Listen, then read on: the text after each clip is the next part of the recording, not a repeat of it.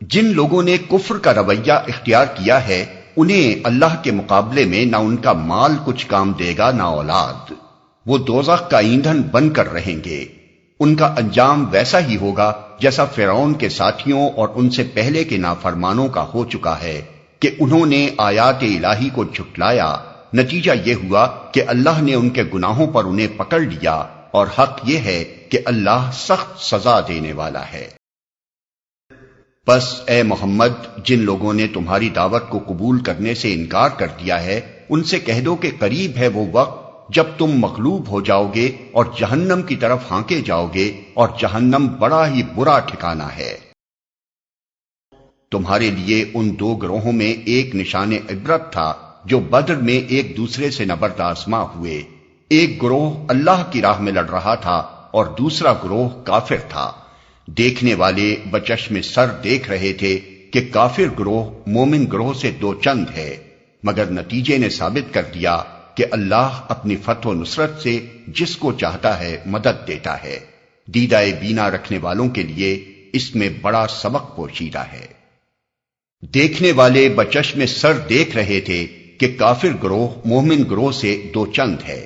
اگرچہ حقیقی فرق سہچند تھا، لیکن سرسری نگاہ سے دیکھنے والا بھی یہ محسوس کیے بغیر تو نہیں رہ سکتا تھا کہ کفار کا لشکر مسلمانوں سے دگنا ہے۔ دیدہ بینا رکھنے والوں کے لیے اس میں بڑا سبق پوشیدہ ہے۔ جنگ بدر کا واقعہ اس وقت قریبی زمانے ہی میں پیش آ چکا تھا، اس لیے اس کے مشاہدات و نتائج کی طرف اشارہ کر کے لوگوں کو عبرت دلائی گئی ہے۔ اس جنگ میں تین باتیں نہایت سبق آموز تھیں۔ ایک یہ کہ مسلمان اور کفار جس شان سے ایک دوسرے کے بالمقابل آئے تھے اس سے دونوں کا اخلاقی فرق صاف ظاہر ہو رہا تھا۔ ایک طرف کافروں کے لشکر میں شرابوں کے دور چل رہے تھے، ناچنے اور گانے والی لونڈیاں ساتھ آئی تھیں اور خوب داد عیش دی جا رہی تھی۔ دوسری طرف مسلمانوں کے لشکر میں پرہیزگاری تھی، خدا ترسی تھی، انتہا درجے کا اخلاقی انضباط تھا، نمازیں تھیں اور روزے تھے، بات بات پر خدا کا نام تھا اور خدا ہی کے آگے دعائیں اور التجائیں کی جا رہی تھیں۔ دونوں لشکروں کو دیکھ کر ہر شخص بآسانی معلوم کر سکتا تھا کہ دونوں میں سے کون اللہ کی راہ میں لڑ رہا ہے۔ دوسری یہ کہ مسلمان اپنی قلت تعداد اور بے سر و سامانی کے باوجود کفار کی کثیر التعداد اور بہتر اسلحہ رکھنے والی فوج کے مقابلے میں جس طرح کامیاب ہوئے، اس سے صاف معلوم ہو گیا تھا کہ ان کو اللہ کی تائید حاصل تھی۔ تیسری یہ کہ اللہ کی غالب طاقت سے غافل ہو کر جو لوگ اپنے سر و سامان اور اپنے حامیوں کی کثرت پر پھولے ہوئے تھے ان کے لیے یہ واقعہ ایک تازیانہ تھا کہ اللہ کس طرح چند مفلس و قلاش غریب الوطن مہاجروں اور مدینے کے کاشتکاروں کی ایک مٹھی بھر جماعت کے ذریعے سے قریش جیسے قبیلے کو شکست دلوا سکتا ہے جو تمام عرب کا سرتاج تھا۔ لوگوں کے لیے مرغوبات نفس، عورتیں، اولاد، سونے چاندی کے ڈھیر، چیدہ گھوڑے، مویشی اور زرعی زمینیں بڑی خوش آئند بنا دی گئی ہیں، مگر یہ سب دنیا کی چند روزہ زندگی کے سامان ہیں۔ حقیقت میں جو بہتر ٹھکانہ ہے وہ تو اللہ کے پاس ہے۔ کہو میں تمہیں بتاؤں کہ ان سے زیادہ اچھی چیز کیا ہے؟ جو لوگ تقویٰ کی روش اختیار کریں ان کے لیے ان کے رب کے پاس باغ ہیں جن کے نیچے نہریں بہتی ہوں گی، وہاں انہیں ہمیشگی کی زندگی حاصل ہوگی، پاکیزہ بیویاں ان کی رفیق ہوں گی، اور اللہ کی رضا سے وہ سرفراز ہوں گے۔ اللہ اپنے بندوں کے رویے پر گہری نظر رکھتا ہے۔ یعنی اللہ غلط بخش نہیں ہے اور نہ سرسری اور سطحی طور پر فیصلہ کرنے والا ہے۔ وہ بندوں کے اعمال و افعال اور ان کی نیتوں اور ارادوں کو خوب جانتا ہے۔ اسے اچھی طرح معلوم ہے کہ بندوں میں سے کون اس کے انعام کا مستحق ہے اور کون نہیں ہے۔ یہ وہ لوگ ہیں جو کہتے ہیں کہ مالک ہم ایمان لائے، ہماری خطاؤں سے درگزر فرما اور ہمیں آتش دوزخ سے بچا لے۔ یہ لوگ صبر کرنے والے ہیں، راست باز ہیں، فرما بردار اور فیاض ہیں، اور رات کی آخری گھڑیوں میں اللہ سے مغفرت کی دعائیں مانگا کرتے ہیں۔ یہ لوگ صبر کرنے والے ہیں، یعنی راہ حق میں پوری استقامت دکھانے والے ہیں، کسی نقصان یا مصیبت سے ہمت نہیں ہارتے، کسی ناکامی سے دل شکستہ نہیں ہوتے، کسی لالچ سے پھسل نہیں جاتے، اور ایسی حالت میں بھی حق کا دامن مضبوطی کے ساتھ تھامے رہتے ہیں جبکہ بظاہر اس کی کامیابی کا کوئی امکان نظر نہ آتا۔ اللہ نے خود شہادت دی ہے کہ اس کے سوا کوئی خدا نہیں ہے، اور یہی شہادت فرشتوں اور سب اہل علم نے بھی دی ہے۔ وہ انصاف پر قائم ہے، اس زبردست حکیم کے سوا فی الواقع کوئی خدا نہیں ہے۔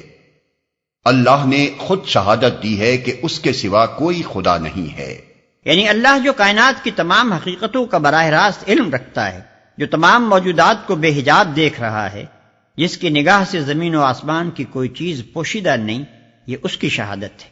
اور اس سے بڑھ کر معتبر عینی شہادت اور کس کی ہوگی کہ پورے عالم وجود میں اس کی اپنی ذات کے سوا کوئی ایسی ہستی نہیں ہے جو خدائی کی صفات سے متصف ہو، خدائی کے اقتدار کی مالک ہو اور خدائی کے حقوق کے مستحق ہو۔ یہی شہادت فرشتوں اور سب اہل علم نے بھی دی ہے۔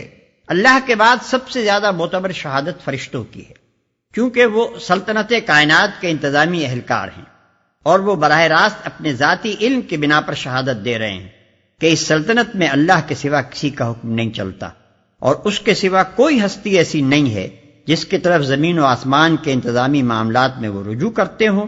اس کے بعد مخلوقات میں سے جن لوگوں کو بھی حقائق کا تھوڑا یا بہت علم حاصل ہوا ہے، ان سب کی ابتدائے آفرینش سے آج تک یہ متفقہ شہادت رہی ہے کہ ایک ہی خدا اس پوری کائنات کا مالک و مدبر ہے۔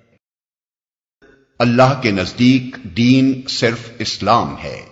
اس دین سے ہٹ کر جو مختلف طریقے ان لوگوں نے اختیار کیے جنہیں کتاب دی گئی تھی، ان کے اس طرز عمل کی کوئی وجہ اس کے سوا نہ تھی کہ انہوں نے علم آ جانے کے بعد آپس میں ایک دوسرے پر زیادتی کرنے کے لیے ایسا کیا، اور جو کوئی اللہ کے احکام و ہدایات کی اطاعت سے انکار کر دے، اللہ کو اس سے حساب لیتے کچھ دیر نہیں لگتی۔ اللہ کے نزدیک دین صرف اسلام ہے، یعنی اللہ کے نزدیک انسان کے لیے صرف ایک ہی نظام زندگی اور ایک ہی طریقہ حیات صحیح و درست ہے، اور وہ یہ ہے کہ انسان اللہ کو اپنا مالک و معبود تسلیم کرے اور اس کی بندگی و غلامی میں اپنے آپ کو بالکل سپرد کر دے، اور اس کی بندگی بجا لانے کا طریقہ خود نہ ایجاد کرے، بلکہ اس نے اپنے پیغمبروں کے ذریعے سے جو ہدایت بھیجی ہے ہر کمی و بیشی کے بغیر صرف اسی کی پیروی کرے۔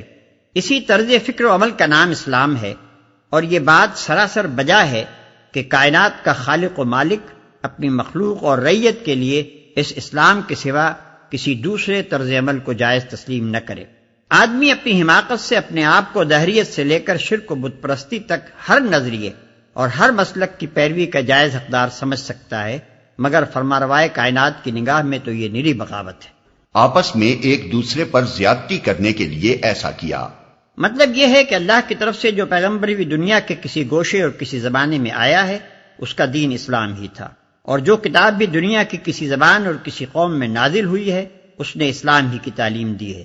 اس اصل دین کو مسخ کر کے اور اس میں کمی و بیشی کر کے جو بہت سے مذاہب نوع انسانی میں رائج کیے گئے، ان کی پیدائش کا سبب اس کے سوا کچھ نہ تھا کہ لوگوں نے اپنی جائز حد سے بڑھ کر حقوق، فائدے اور امتیازات حاصل کرنے چاہے، اور اپنی خواہشات کے مطابق اصل دین کے عقائد، اصول اور احکام میں رد و بدل کر ڈالا۔